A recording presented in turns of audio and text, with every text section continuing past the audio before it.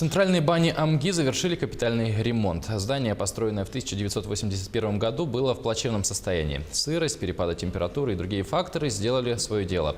Сейчас же там полностью заменили и утеплили полы, оборудовали раздевалки и покрасили стены.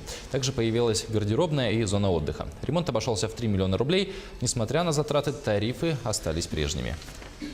Самое главное, котельные отремонтировали. Вот паровой котел другой поставили, старый, но более-менее. Поэтому работы вот чуть-чуть затянулись. И отопление все вот здесь поменяли.